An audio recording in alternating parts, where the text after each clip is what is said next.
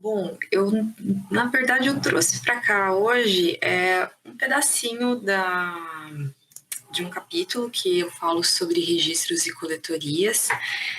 É, Bom, sim, meu nome é Bruna, né? Eu sou do programa de História Econômica também, defendi ontem, deu tudo certo, né? Foi aprovada. A minha orientadora é a Luciana Soares Galvão. E, bom,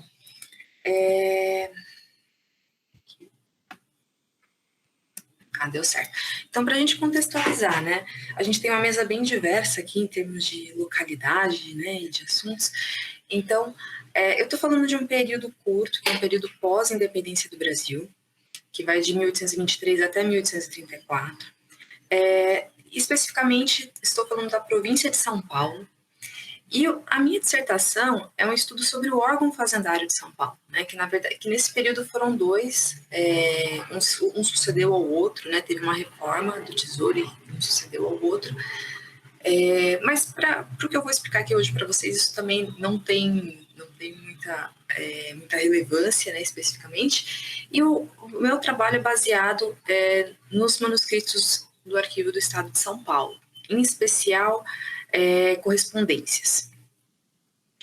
Só para a gente dar uma contextualizada um pouquinho ainda melhor no território, quando a gente está falando aqui de província de São Paulo, nesse período, a gente está falando de uma província maior do que ela é hoje, né?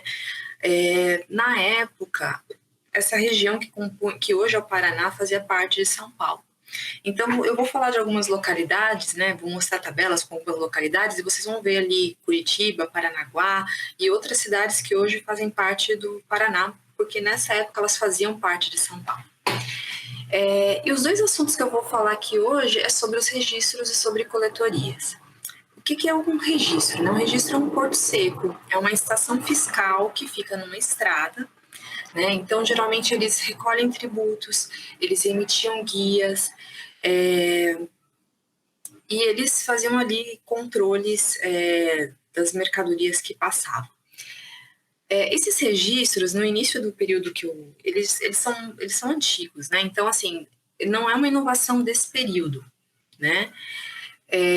Já as coletorias, eu vou falar um pouquinho melhor depois sobre as coletorias. Mas esses aqui são os registros que eu localizei em São Paulo nesse período. E daí uma coisa importante, eu não vou falar muito sobre os registros, mas uma coisa que acontecia com eles é que eles moviam de lugar, né? Dependendo ali, se os tropeiros se abrisse uma nova estrada, se os tropeiros mudassem as estradas que eles usavam, o poder público também mudava esses registros de lugar. E daí eu vou chamar a atenção aqui para um registro que é muito famoso, que é o registro do Rio Negro, que é onde incidia aquele tributo sobre os animais, né, que saíam do sul e que vinham aqui para São Paulo. E vou chamar a atenção aqui também para esses registros que ficavam no norte de São Paulo, né, porque esses registros eles tinham uma função muito importante de recolher o dízimo dos produtos de exportação que não seriam exportados por um porto paulista, mas por um porto do Rio de Janeiro, pelo Porto do Rio de Janeiro. Então, ao invés de pagar o tributo no Rio de Janeiro, eles pagavam aqui em São Paulo num registro que era um porto seco. Então, assim, né, a província garantia que o dinheiro ficava aqui em São Paulo, ao invés dele ser pago no Rio de Janeiro e depois, eventualmente, repassado para São Paulo. Bom, esse aqui é um exemplo do livro diário, né? Que ficava em um registro. É um modelo só, porque eu não encontrei, infelizmente, não encontrei os livros dos registros. Então, esse aqui é um modelo e acho que não deve estar muito visível, mas aqui ficava anotado o dia, quem era o condutor da produção, qual era essa produção, se era açúcar, se era café, se era fumo, o peso, o valor do tributo. Então, ficava tudo isso anotado nesse livro diário, e eles tinham alguns outros livros também que eles precisavam escriturar também. Bom, e daí eu vou começar a falar mais sobre as coletorias. E para falar sobre as coletorias, é importante falar de um outro tributo que chama dízimo, né? Na verdade, eu já falei um pouquinho sobre o dízimo, né? De exportação que era pago ali no registro. Além desse dízimo de exportação que era pago no registro ou que era pago no porto, a gente tem um dízimo que chama dízimo de miunças, que era um dízimo que incidia sobre ou sobre a agricultura de subsistência ou sobre coisas que eram destinadas ao mercado interno. Né? Então, se você não estava exportando o produto, incidia também um dízimo sobre a sua produção, mas era esse dízimo de miunças. Geralmente era 10% do que era produzido. E o dízimo, esse aqui é o valor total, né, do dízimo tanto de miunças quanto de exportação, né? Ele representava a maior arrecadação da província, né? Ele era o tributo mais importante da província. E o que acontece, né? O dízimo, ele era, até 1827, ele era arrematado. Então, quem recolhia o dízimo não era um funcionário público, ele era um particular, né, que tinha um contrato com o governo e ele pagava ali o valor contratado com o governo e recolhia o dízimo da população, né? E é sabido aí na historiografia que esses contratadores eles tinham lucros enormes, né? Eles geralmente vinham ali, já eram pessoas ali comerciantes, negociantes, pessoas que já tinham um certo status econômico e muitas vezes essa pessoa se tornava tinha mais esse bom negócio que era a contratação de tributos. Aqui em São Paulo, então, em 1827, quase todos os lugares a gente tinha o dízimo contratado, com exceção de 3 lugares. Então, só em 3 lugares ele era arrecadado por funcionários públicos. E o que acontece quando vai acabar esse contrato? Né? Esse contrato ele ia finalizar dia 30 de junho de 1827. A Fazenda de São Paulo queria fazer um novo contrato. Mas o Tesouro Nacional, né, que ficava na corte, a qual a Fazenda de São Paulo era subordinada, né, eles queriam que não se fizesse esse novo contrato e que se nomeassem funcionários públicos para fazer essa arrecadação. No intuito do quê? De você ficar com esse lucro, né, que os arrematadores tinham. E eles ficam 2 anos brigando sobre isso, né? Do fim do contrato aqui, de 1827 até 1829, eles ficam trocando correspondências, brigando sobre isso. Porque São Paulo queria fazer o contrato e o Rio de Janeiro não queria. Por fim, em 1829, São Paulo se deu por vencido, né? Aceitou que não ia fazer mais um novo contrato. E ele começa um processo de nomear, então, servidores públicos para arrecadar os dízimos e, além de outras rendas também, aí nesse território enorme que era São Paulo. Esses servidores públicos eles vão ser chamados inicialmente de administradores de rendas e depois de coletores de rendas. E esse processo é um processo muito longo. Ele começa em 1829 e ele vai passar por anos, eles vão ficar fazendo esse movimento de nomear pessoas, né? E por que era muito difícil, né? Era muito difícil você achar uma pessoa para ser coletor de impostos.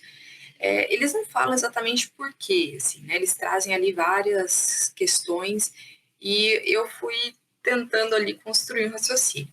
Então, em primeiro lugar, porque a gente tinha uma população que era analfabeta, a maior parte das pessoas eram analfabetas, né? E para você ser o coletor de tributos, você pelo menos tinha que saber ler e escrever, porque você tinha que fazer, né, a escrituração dos livros, você tinha que fazer conta, né, porque você tinha que calcular o imposto.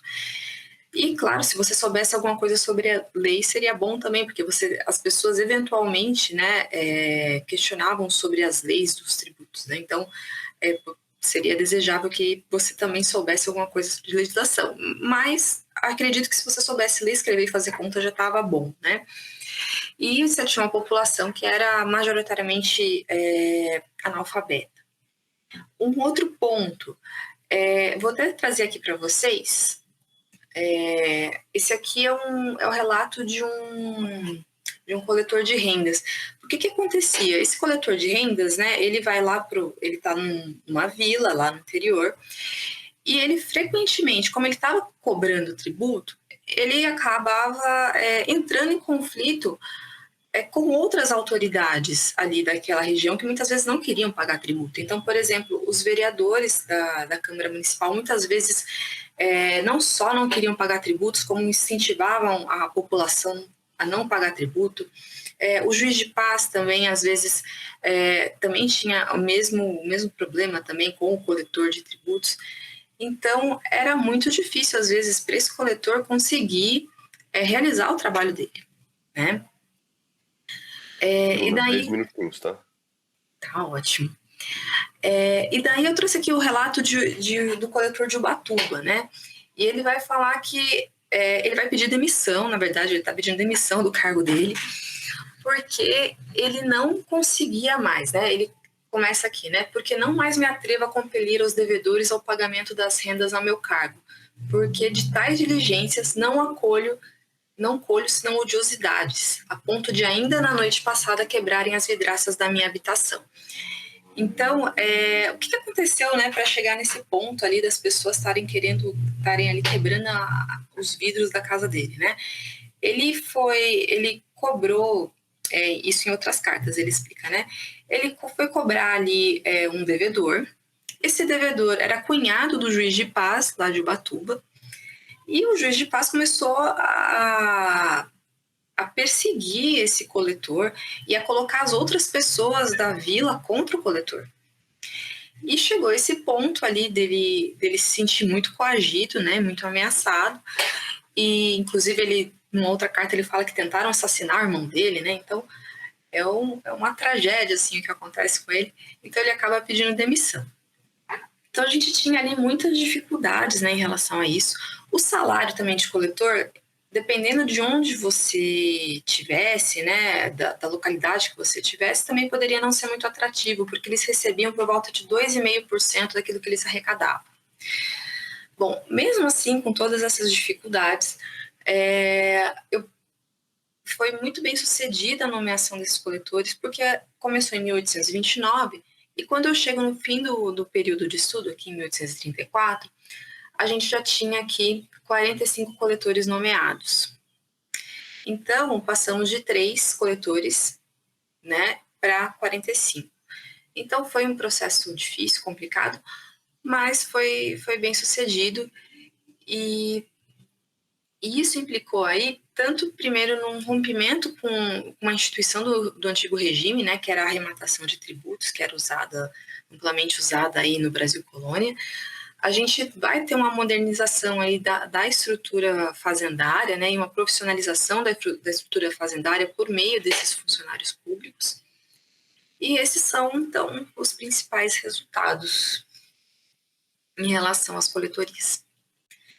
Bom, é isso. Muito obrigada.